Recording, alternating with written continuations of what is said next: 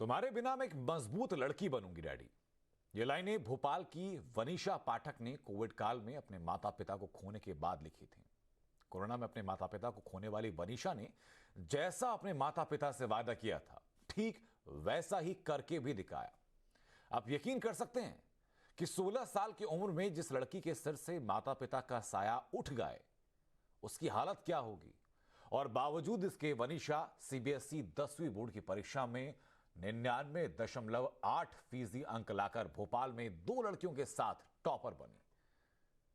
हमारे साथ वनीशा इस वक्त मौजूद हैं। वनीशा, सबसे पहले बहुत बहुत शुभकामनाएं आपको, आपकी इस सफलता के लिए, इन अंकों को हासिल करने के लिए। सबसे पहले मैं जानना चाहूंगा कि जब रिजल्ट आया पहली प्रतिक्रिया क्या थी आपके मन में, पहला ख्याल क्या आया था?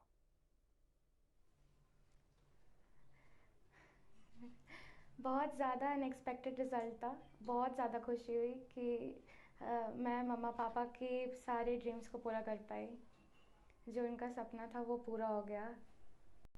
जी, एक बहुत क्लीशे सवाल है वनीशा, वो ये कि तैयारी आप कैसे करती थी? ये सफलता अपने आप में बहुत बड़ी सफलता है। 99.8% अंक पाना कोई मामूली बात नहीं है।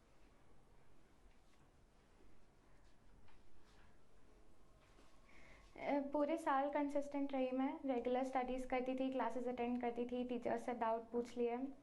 तो वो आखिरी टाइम पे बहुत ज़्यादा काम आई, कोविड क्राइसिस के टाइम पे। जी, अब वनीशा, आप चाहें तो उस सवाल को आप उत्तर ना देना आप चूज कर सकती हैं, लेकिन मैं जानना चाहूंगा कि आपके मम्मी पापा से जिस वक्त आपकी बात होती थी उस वक्त क्या बातें होती थी और क्या वायदा आपका उनसे था, या उनकी इच्छाएं क्या आपसे रही थी?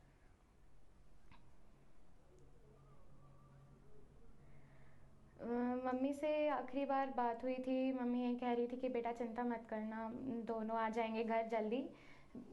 सब बीमार होते हैं, सब ठीक भी हो जाते हैं, तो यही था कि बस अपनी हिम्मत बना के रखना और पढ़ाई कंटिन्यूस करते रहना। पापा से बात हुई थी तो पापा भी यही कह रहे थे कि तुम हिम्मत रखना और हम दोनों जल्दी घर वापस लौटेंगे, जल्दी ठीक हो जाएंगे। कब वो कोविड के चपेट में वनीशा आए थे और क्या स्ट्रगल आपका रहा था जब मम्मी पापा दोनों बीमार हो गए थे?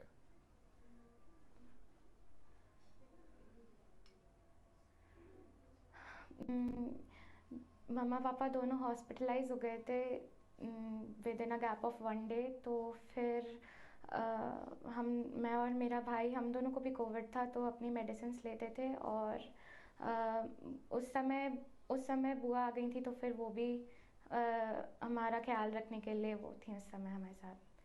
फिर उसके बाद हम मामा पापा की डेथ की तो ये खबर मिली, और उसके बाद फिर मामा मामी के साथ हैं अभी हम लोग।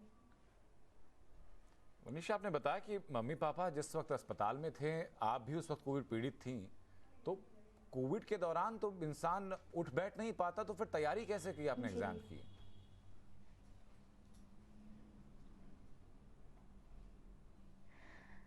बस ये था कि करना था। तो पहले की तैयारी थी तो बस थोड़ा सा रिवाइज करती रही, हो गया। और फिर पहले की तैयारी काम आई आखिरी वक्त में। खुद को आपने रिवाइव कैसे किया वनीशा? जब आप तक खबर पहुंची आपके मम्मी पापा के बारे में, तो उस चीज से ओवरकम खुद को कैसे किया? कैसे वापस अपना ध्यान अपने पढ़ाई की तरफ लगाया?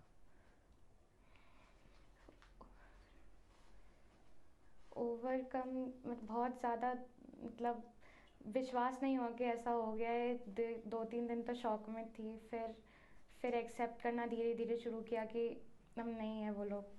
उसके बाद फिर था कि छोटा भाई है तो उसके लिए एक एग्जाम्पल सेट करना है कि आगे जाके वो किसी को देख पाए कि हाँ, मुझे भी अपनी बड़ी बहन जैसा करना है। तो वो एक मोटिवेटिंग फैक्टर था मेरे लिए। जी बिल्कुल। वनीशा, मैं सिर्फ ये आपसे जानना चाहूँगा कि जब मम्मी पापा नहीं रहे उसके बाद कैसे आपने खुद को ढाला? परिवार में और कौन था जिसका सपोर्ट आपको मिला? पढ़ाई के आप लिए आपको आगे किसी से प्रेरणा मिली थी, या माँ बाप से, जो मम्मी पापा से जो वायदा आपका किया था, उनकी जो अपेक्षाएं आपसे थी वही आपके लिए प्रेरणा थी?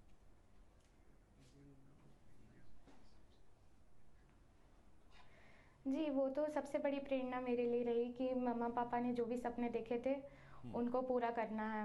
हम्म, परिवार दोनों तरफ से दादी के यहाँ से, नानी के यहाँ से सब लोगों का पूरा सपोर्ट रहा जी। और ये था कि अब मम्मा पापा का एक ड्रीम ही है जो मैं आगे उनकी लेगेसी कंटिन्यू कर पाऊँगी उन सारे ड्रीम्स को पूरा करके। तो वनीशा के आगे के प्लान्स क्या हैं? अब आगे क्या करना है? करियर प्लानिंग की है कि अब 12th करना है, उसके बाद किस कहाँ जाना है, क्या पापा का करना है? हाँ जी, पापा का सपना था।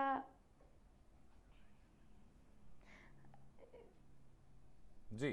जी, वो पापा का सपना था आईआईटी का, तो आईआईटी जेईई 2023 टारगेट करेंगे।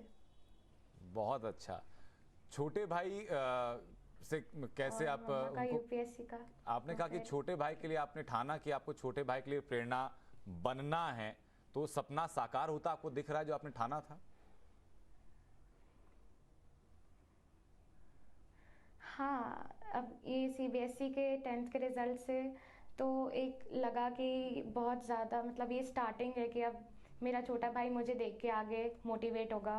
और एनटीएससी स्टेज 1 का भी रिजल्ट था, उसमें भी मैं क्वालिफाई हुआ, तो वो भी एक फैक्टर था, एक स्टेपिंग स्टोन था हमारी आगे की जर्नी के लिए। परिवार में बाकी लोगों का रिएक्शन कैसा रहा था वनीशा, जब रिजल्ट आपका आउट हुआ था, जब रिजल्ट आपको आपका बताया गया?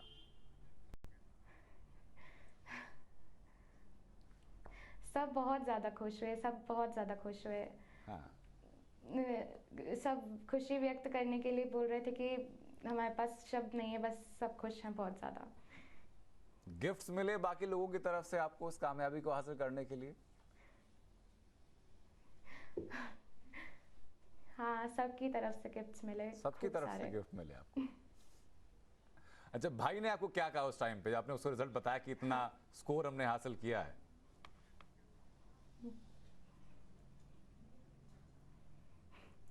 वो तो बहुत ज़्यादा खुश हुआ, बोला दीदी I am proud of you. वो आपके पास हैं वनीशा अभी? उनका नाम क्या है? हाँ हाँ, विवान पाठक। विवान। आप अच्छा, विवान से जरा आप बात कीजिए, उनसे पूछिए जरा। मैं विवान अगर बता पाए हाँ। हमें कि जब विवान को पता चला कि वनीशा दीदी के इतने अच्छे नंबर आए हैं, तो विवान का रिएक्शन क्या था? विवान सुन पा रहे हैं अभी उसका हमें? रिएक्शन भी बहुत मतलब वो भी थोड़ा क्योंकि रिजल्ट बहुत ज़्यादा अनएक्सपेक्टेड था। जी हाँ। आप उनसे बात कर सकते हैं ऐसे।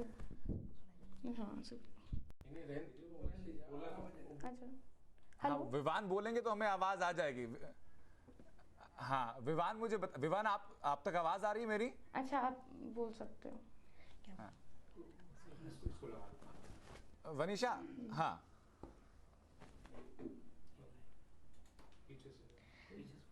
हेलो। हाय विवान। थोड़ा तेज बोलना। हेलो। विवान, मुझे बताइए कि जब आपको पता चला कि वनीशा दीदी का रिजल्ट आ गया है और इतने अच्छे नंबर उनके आए हैं, तो आपका रिएक्शन क्या था?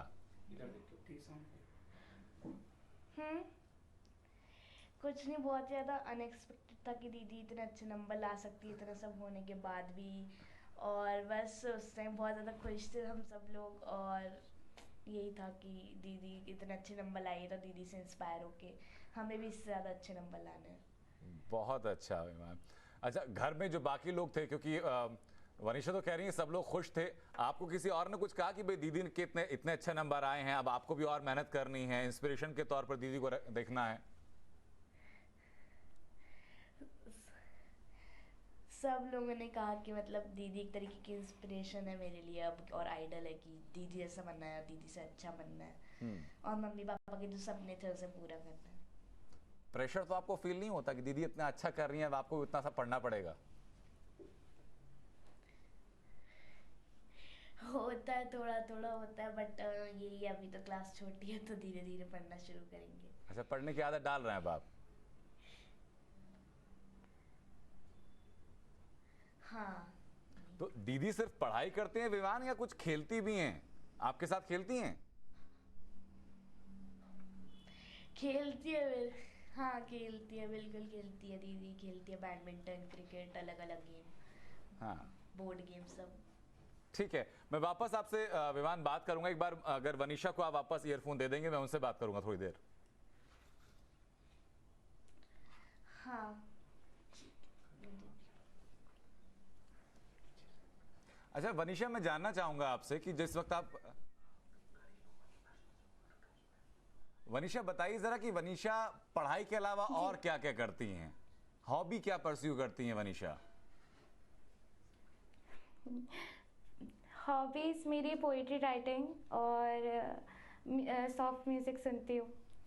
पर ज़्यादा रिगरस पढ़ाई के बाद सॉफ्ट म्यूज़िक सुनना पसंद है और पोइट्री लिखना पसंद है। अच्छा, म्यूजिक में क्या सुनती हैं आप, किसको सुनती हैं आप?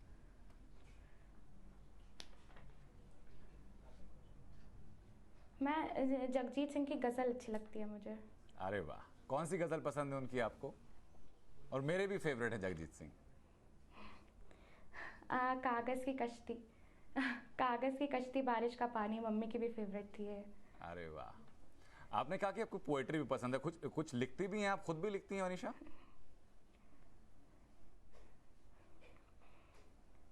जी पापा के लिए पोइट्री लिखी थी। अच्छा, सुनाएंगी आप हमें?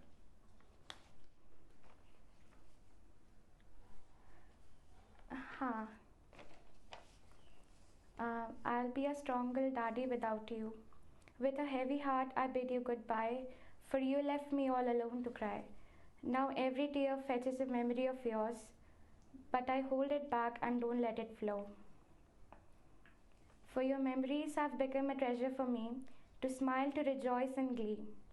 Now I know I'll never have you back again, and I need to walk on this uncertain path in pain.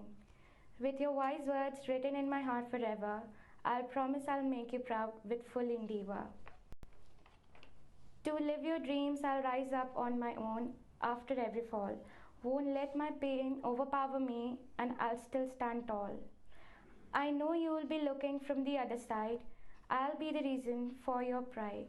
With a hope to see you again someday, when we all with no worries will make hay. At last I'll be there too. I'll be a stronger daddy without you. Beautiful. ये अपने पापा के लिए कविता लिखी है आपने, Thank you. बहुत सुंदर कविता है वनीशा, मैं कहना चाहूँगा।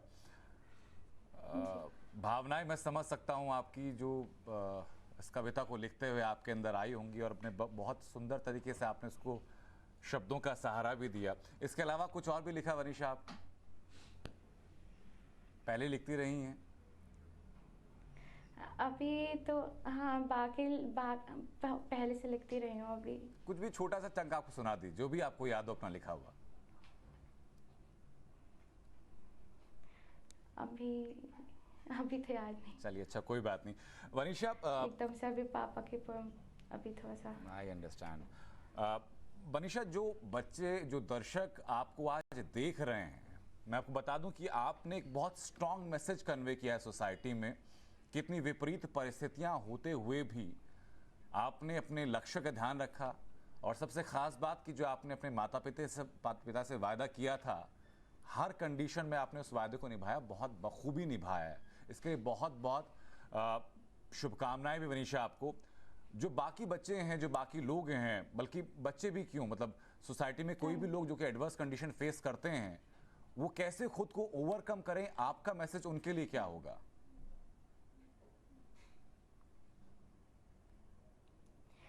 यही है कि ज़िंदगी में अप्स एंड डाउन्स तो होते रहते हैं, बस आप अपनी जर्नी पे और अपने आप पे बिलीव रखिए, सब अपने आप ठीक होगा। Beautiful, you are a true fighter Vanisha. बहुत बहुत शुक्रिया आपका, और मुझे बहुत गौरवान्वित महसूस हो रहा है कि मैंने आपसे आज फेस टू फेस बात की और आपको जाना, आपकी कविताएं सुनी। बहुत शुक्रिया वनीशा, और बहुत बहुत शुभकामनाएं आपको अपने भविष्य के लिए भी।